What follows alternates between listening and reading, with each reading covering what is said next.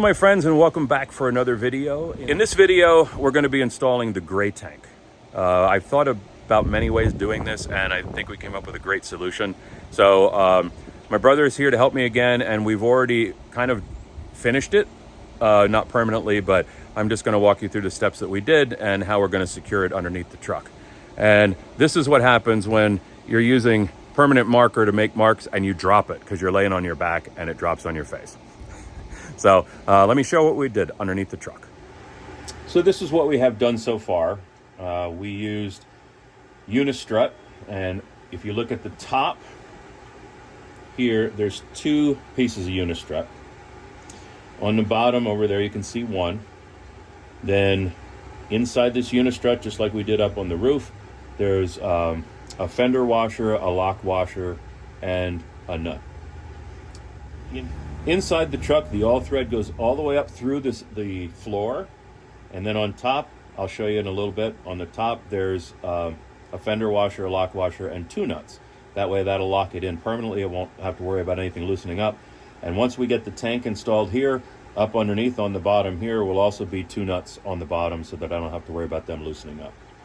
And we're just about ready to put this into place. We're gonna lift the tank up and then put the unistrut underneath this side and see how it looks. Which side do you want it first? You can bring it the way it is now. That's good. Why not this way? Yeah. You want me in there to help? Yeah, I'm gonna need your help. You can get on the other side there. Oh, sorry. Not sure how this is gonna video because this is a really cramped spot under here.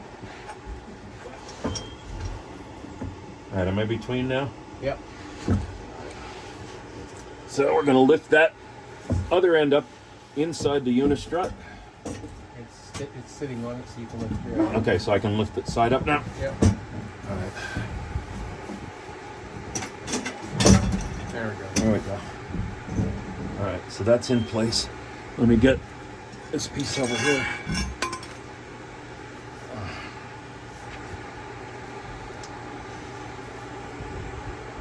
And we already know how this is lined up, so we had to drill a hole here. We did that on all of them because the holes just didn't quite match what we needed. So we're going to put a nut on the top, and then underneath that will be a lock washer, and then a fender washer. And that way we have something to, there we go. And then we have something to tighten this up without putting too much stress on the plastic tank and crushing it. Okay, that's better.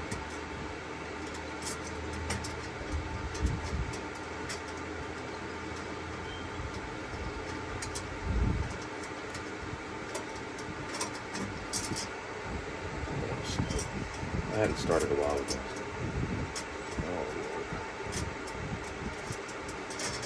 There we go. All right, and then I got to bring this out so I can get a fender up here. I don't feel like it's not lined up.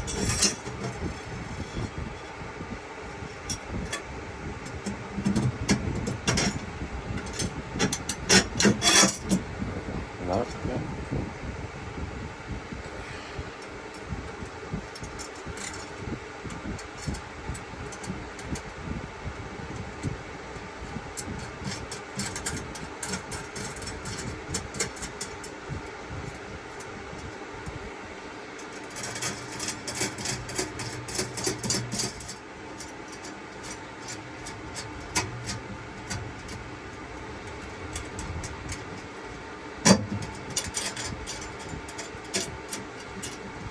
I don't want it too tight because we have to lift this up then to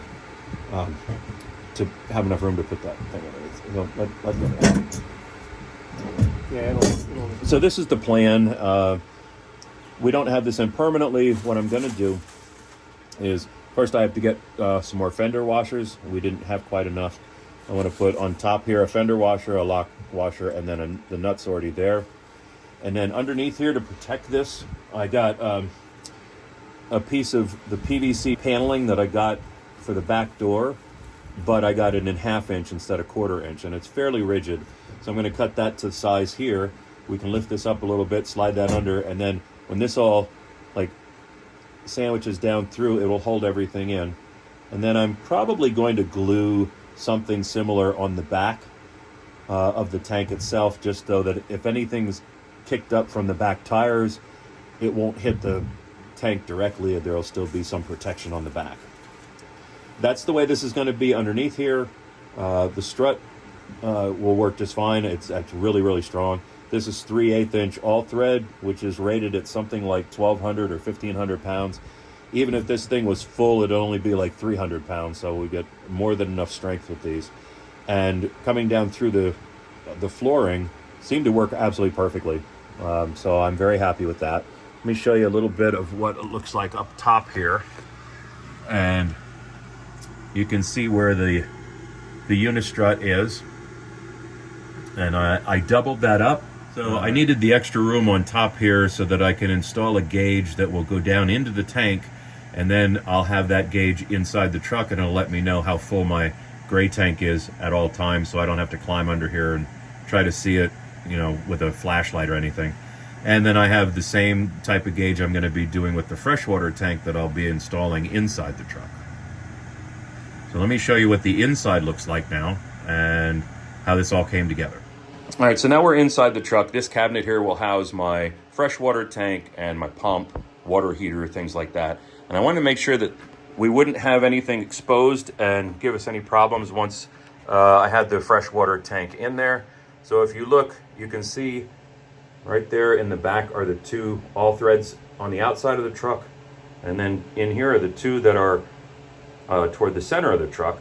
And they will give us plenty of room around when I go to put the freshwater tank in. So there's plenty of room in between those for the freshwater tank. And I shouldn't have any concerns as far as rubbing or anything like that, because I'll be strapping that tank down as well. This is what I'm using to create the shelf to set the tank on underneath.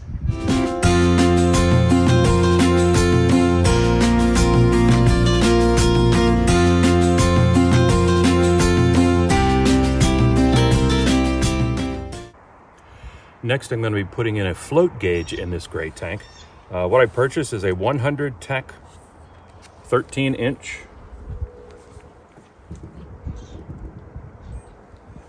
That's a float gauge that'll go into the top of the tank.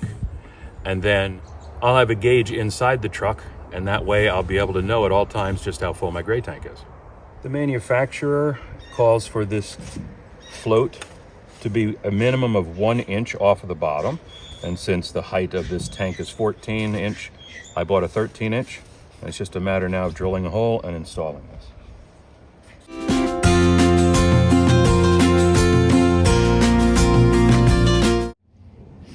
So I'm going to use a drill guide.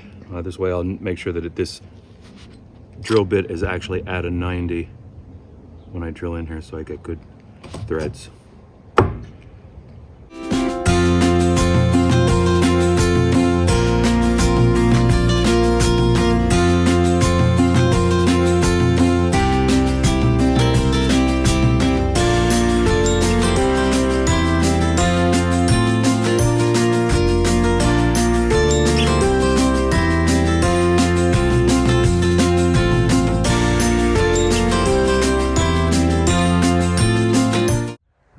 So this is what it looks like installed, and the wire that's coming off of that will go up through the floor of the truck so that I can hook it to the gauge inside.